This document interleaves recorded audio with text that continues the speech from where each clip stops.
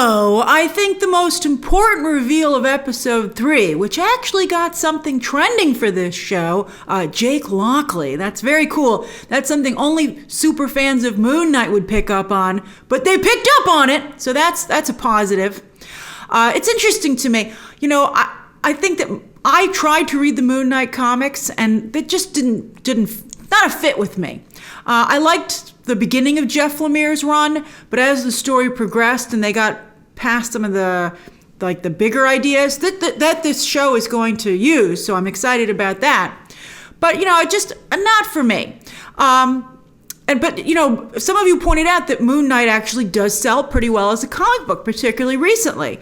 But I think that this show is like a watered down version of that comic. It's probably one of the darker, it's a little bit like the Marvel Netflix shows. Moon Knight, and I think he actually sometimes in the comics teams up with those characters. So you're getting kind of a glimpse of how Marvel would have to handle, we'll see. Promises. They promise they're not going to touch Daredevil. But we all saw what happened to Kingpin. And that's the same kind of thing. So, I believe this is as dark as Marvel can get, or at least the MCU can get. But anyway, the most important reveal of episode 3, which was subtle and quick, but it was a big deal, and a lot of you noticed it in the watch-along, and that was the reveal of a third personality in addition to Steven and Marc. That moment when both of them are like, whoa, don't look at me, I didn't kill all those guys. It was violent even for Marc. I don't know why it was different for Marc. I'm like, you killed all those people in that, Yolehehu place with Harrow. So why you got a problem with this all of a sudden? But in the comics, there are 5 personalities at play here. Mark Spector, Stephen Grant, Jake Lockley, Mr. Knight, and also in the comics, Moon Knight, I believe, is a separate personality as well. Now, the MCU has streamlined things to make Mr. Knight and Moon Knight Stephen and Mark's costumed identities, respectively. Which just leaves Jake Lockley, right? Who, again, was trending this morning. And the show's ad campaign and the show itself has consistently hinted at 3 personalities. Now, in the comics, Jake Lockley was a cab driver, and some people online pointed out on social media that Stephen Marc does wake up at a taxi at one point. It's not actually anywhere near where that personality is around. That's when Stephen is in fact trying to leave the country because he feels Marc is too violent. He doesn't want any part of this. This third personality shows up a little later. It was his origin story waking up in that taxi? But anyway, is the taxi itself just being there a hint? But Jake Lockley was, what he did with the personalities was that he was the one who got intel on the streets. He was like Batman's Matches Malone.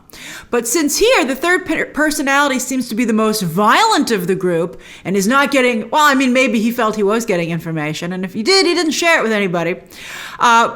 But Stephen here is nothing like the Stephen in the comics. In the comics, Stephen Grant is a finance guy turned Hollywood player. So who knows what the MCU will decide to do with Jake Lockley. He might not have nothing to do with taxis or getting information. I also think maybe there's a chance that Khonshu has found a way to take over Mark's body because maybe his personalities are splintered. He's broken, right? So there's a place for Khonshu to come in there. Because you know what? Khonshu won't shut up about Stephen calling him the Worm. But I didn't see him talk about this third personality. He wasn't like, what was that, Marc? He was very quiet about it. So I think that's very interesting. We don't get any answers about this in episode 4, so I hope that episodes 5 and 6 might shine a light on this. All right, so next, during the watch-along, some of you are not totally sure of what's happening this episode. So let me give you the basics. I'm doing this breakdown a little bit differently. I'm trying to be a little more economical. So you can let me know what you prefer. If you prefer going through the episode shot by shot, which I did for like WandaVision and Loki and the first 2 breakdowns for Moon Knight, or like this is like how I broke down Hawkeye, kind of like, and this is how I also break down the Star Wars shows, kind of like doing more of an essay about the show. All right, so anyway. With the scarab in hand, literally, Harrow has found Amit's hidden tomb in the desert, and he tells his followers to dig. Dig here, guys. And Marc is racing against time, against their digging, to find Amet's tomb to stop them, right? More on that, on why it's so hard to find out where they are when we get to our, as you guys said, Egyptian God law and order.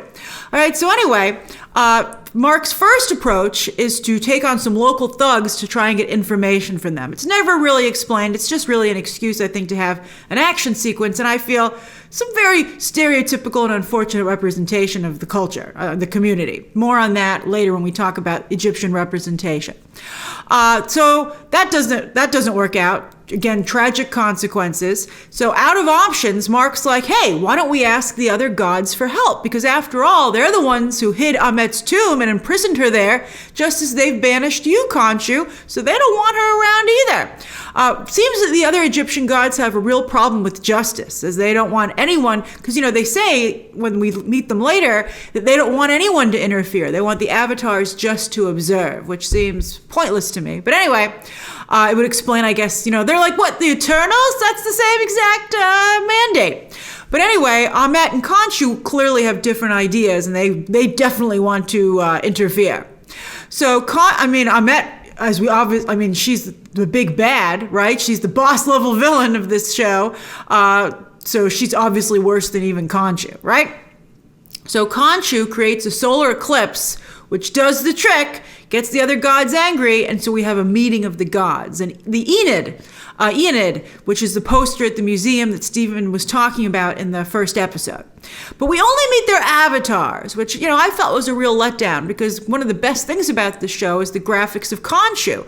And it's like they spent all their money on Khonshu. In the comics, we got to see some of the other gods, and I always thought that was really cool. So I think, and also that they have a diverse group of avatars. I know some of you defended that, in the review, when I talked about that in my review of the first 4 episodes. I'm curious, now that you've seen it, how do you feel about it? I feel that it robs the show of that cool Egyptian vibe, and it just dilutes it. I just feel like the show is like Egyptian light, and especially considering how Mohammed Diab was going around trashing other things about Egypt. I'm like, your show could be so much more Egyptian. And then also, I thought the inside of the pyramid looked like the Luxor Casino in Vegas. It did not look authentic to me at all, especially in contrast to some of the other sets, which I've really enjoyed. Like, for instance, even the beginning of this episode, where they're making that fake passport. That was a really nice set. So, that just seems like there's too much space in here. We don't actually see any gods. I didn't even think the statues seemed that cool. I just didn't like this. I think that all of the Egyptian elements, particularly in this episode, seem very theme parky to me. Indiana Jones Stunt Spectacular. And I think that's like a bit of a letdown. Khonshu doesn't even show up here. He talks via Marc directly, and I thought this was a little silly. I do like when Oscar Isaac switches between Marc and Steven, but I didn't like this very much. I thought it was, I was like, if I was on set, I'd been like, I think we really should take a moment and try and think of a cooler way to do this, because there has to be one, even if we have budgetary restraints, which they clearly do. Arthur Harrow shows up. He gets an invite to defend himself. And I can't believe that the gods believed him. I don't understand. They're gods. They should be able to be all-seeing. And I can't believe they don't know someone's trying to dig up Amet. Don't they have like some spells in place, some security spells? What are they, James Bond villains? They're just going to stick her in her tomb in the desert and assume it all goes to plan? So anyway, they believe Arthur Harrow. They're like, so either they're naive or maybe they're working with him. But also, side note, in addition to the other Egyptian gods being supposed to be just being all-knowing, why is it so hard to find Arthur Harrow in the desert? I think that Marc Spector could just follow him. I mean, he's a mercenary. I'd be like, use your tracking skills. He's coming into town all the time. Just go follow that guy, right? Or he has to get supplies. They have to eat out there. You should be able to find them. Also, Khonshu's a moon god. Can't he look down from the perspective of the moon, I would think, and see where they are? I mean, this isn't a single guy in the desert. This is a huge dig. I think you'd be able to, and he has to be somewhere near town because Arthur Harrow keeps coming in to say hi to everybody.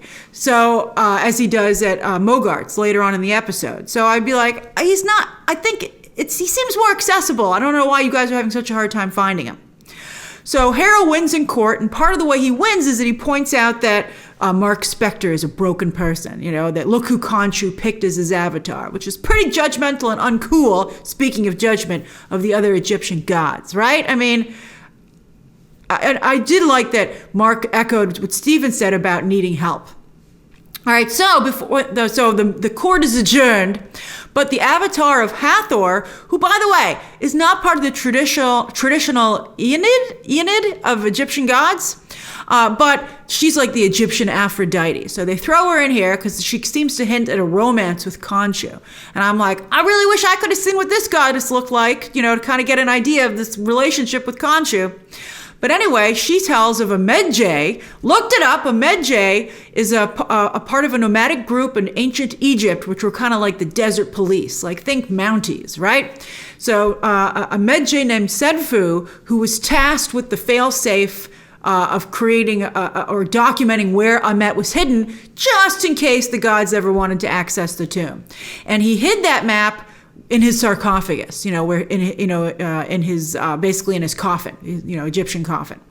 So that's apparently on the black market because I guess Senfu was like a guy of note. So she's like, go find Senfu's sarcophagus. So he goes to the black market, which consists of asking the tea guy in the town square. I'd be like, again, you're a mercenary, Marc Spector. You should be a little bit better than that.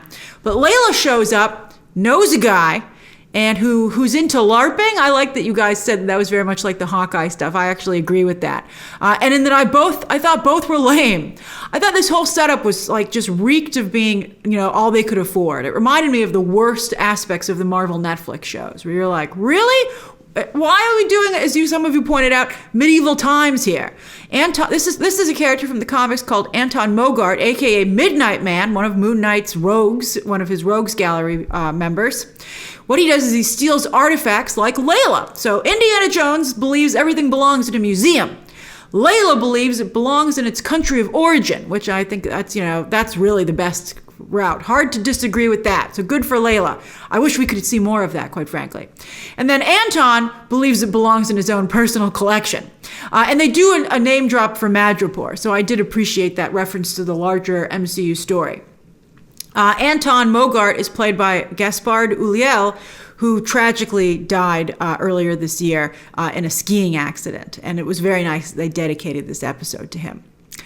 So they need Stephen to read the clues, to figure out the clues. We'll talk more about Marc and Stephen's dynamic a little bit later in this breakdown. Right now, I'm just telling you the story, just so you know what's going on. So they get the parchment that's necessary. It turns out it's a map, but it's the wrong sky because, of course, Senfu was around 2,000 years ago, and stars, are not stagnant. The planet, everything's moving.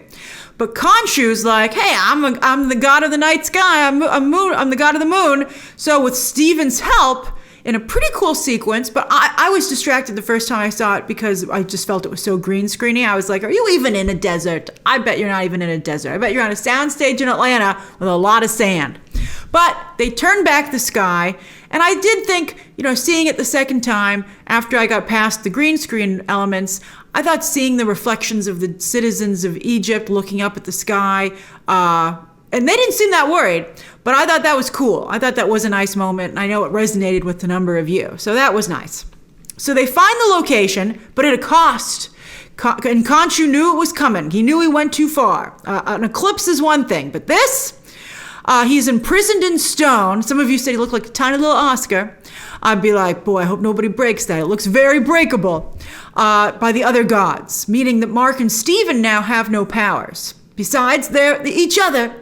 And Harrow reveals it's personal. That's how the episode ends.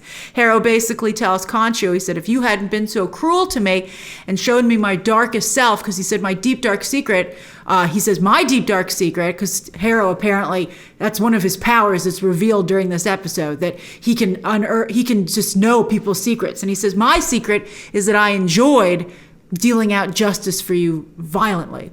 And so now he said, Amet showed me how valuable it is to heal because you broke me so much. So, Harrow has, a real bone to pick with Khonshu. So we'll see how that resonates in the rest of the show. All right, so that's the basic setup. Let's talk about some of the other things going on this episode.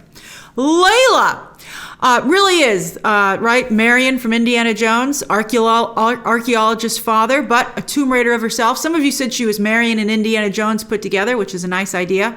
And getting that fake passport, I thought it was interesting to see how a fake passport was made. I was like, oh, is that actually how it's done? Very cool. Although, was that the only Egyptian sleeve they had left? I'd be like, you'd think you'd have a bunch of these, right? I mean, you'd hate to go over there and they'd be like, oh, we don't have that sleeve. I guess you want something else? So you got a little bit of backstory. That was a whole exposition situation. And also to show that Layla, has some tricks up her sleeve herself, which I think is cool. Now Harrow, as I said, reveals this new power because he never read Layla. He never judged her, right? It's good or bad. So at first I thought that's the only way he could tell about you, but clearly he doesn't need to judge you to get inside your head and to know your deep, dark secrets. So he says Layla's is that she left Egypt because she had to escape her father's death. It was just too painful for her. And I'm like, if that's your deepest, darkest secret, Layla, you're doing pretty good in life. And then Marc's secret is that there's something that he hasn't told Layla. And don't worry, you're going to find out what that is next week. But yeah, and it's a doozy. It's not good. I can see why Marc did not tell her. So anyway, Layla clearly is drifting away from Marc. He even says, you're right, you don't know me. And he's not even sorry for it. It's pretty bad. And again, it gets worse. But she is getting closer to Steven because, I guess that kind of fixes the situation because she's still attracted physically to Marc, but Steven seems to be the better personality match with her, right? I mean, she already brings the adventure to the couple. So I think maybe Steven is someone who's, a little bit easier to work with at the very least, right? And that's what couples are, teamwork. So you do see the love triangle starting to take shape. And I can see Layla being torn between the two of them, but I think, I don't know. I mean, I told you, I think it's like, especially for like a Disney show, I feel like it's really tough to handle this. You have to be very careful telling this story. All right, so Steven and Marc. This episode, I think, is crucial in seeing them learning to work together, that they start to see the value in one another. Marc is good for the physical. I did think it was funny when Steven tries to take over at Mogart's, but since he's not very good still with fighting, which I know I've seen some Moon Knight fans very disappointed in how Mr. Knight is depicted on this show because he's a real badass in the comics. But here he's the comedic relief. So he's like, take back the body. But Marc learns, through the course of this episode that he needs to hand over control for the cerebral stuff. At first, he won't do it at Mogart's. He's like, you're just going to have to tell me what to do via reflection. But by the time they get to the desert, with, again, time running out, they are no longer fighting each other, and they seamlessly are able to hand over control to one another, which is very interesting. And also, they actively, Marc actively uses reflective surfaces, grabbing off the rear view mirror to just talk to Steven. And I think it's a sign of things to come where you can see them more seamlessly move between the personalities, which from a storytelling perspective could be cool because there might be moments where you're not quite sure who you're dealing with. Right now, you get a real heads up that there's been a change at who's driving, but going forward, you might not see it as clearly, which could be really interesting and a good challenge for Oscar Isaac, which I'm sure he's ready for acting wise. But I have to say, the more on board Steven gets, and he's not protesting, I have to say, in my opinion, from what I've seen and with the next episode, I feel that Steven gets a little bit too whiny, and I don't like that change in his personality. I think he loses a little bit of his personal dignity. I think when he was fighting for himself, I think that really, made him a really compelling character. But once he's happy to just kind of be like, the assistant to Marc almost, that's not a good term for it, but I think, that's kind of like the writers, and we'll see what happens when Jeremy Slater returns for the final episode. I think he gets Steven the most, but I think the writers lean on, Marc gruff and tough, and Steven, very, talks a lot and is very whiny. And so I felt bad about that. All right. Now also the bigger MCU picture. Moon Knight kills a lot. He's continuing to kill. He's killed through this whole season, but especially when he took out Mogart, right? Off camera. But I don't know how the Avengers are going to be like, keep doing that. I mean, Black Widow had to stop, and so did Hawkeye. I mean, they feel very bad about it. I don't know how. I mean, I guess Marc Steven feel bad about the whole thing. But we got a little bit more of his powers here too. Unlimited moonarangs, bulletproof, can turn his cape into a moon. So he's got good branding. But I still am not really sold on, what Moon Knight can do. More on that in a moment. But also, why doesn't, some of you asked during the watch along, why doesn't the Sky stuff get the Avengers involved? Maybe not the Eclipse, but certainly the Sky Rewind. You would think an Avenger would be showing up right away, or they would cut to an Avenger being like, what's going on? I mean, it just seems like an Avengers level event. Certainly something they should investigate, even like a lower down Avenger. And also, though, what I did like about the Sky Rewind was that it was something that was specifically very Moon Knight. I liked that element of the show and that development. But I don't know how this will ever work with an Avengers story.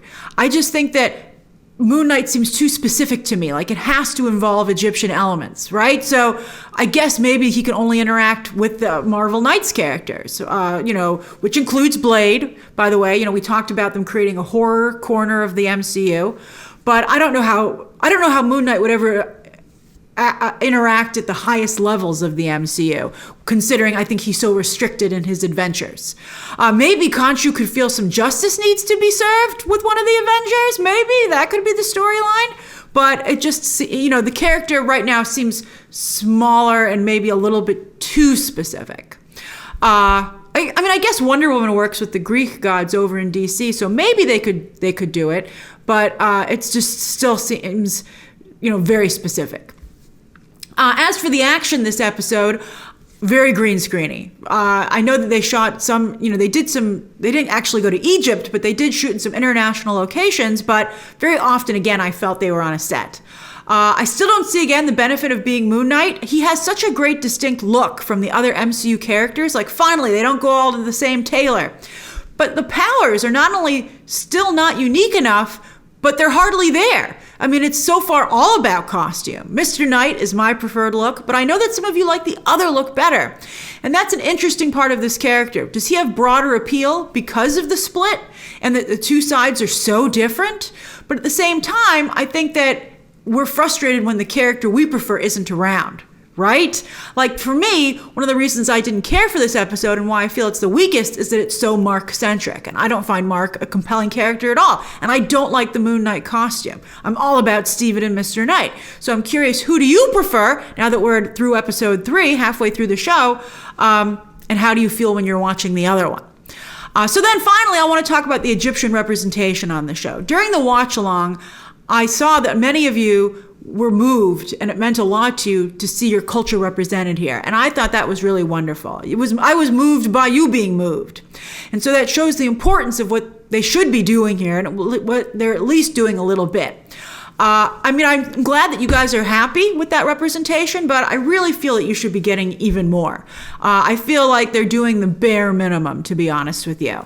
That's just my opinion. I'd be curious to know how you feel. There's been so little representation of Egyptian culture in Western entertainment that I know to some of you it might just seem like the floodgates have opened, but I feel like there really could be more. I love the little cultural touches like the bag drink that Layla has, and some of you during the watch along pointed out that in Mexico they do the same thing. The party boat, that was, I thought, really nice. And also, again, we have party buses in other places, right?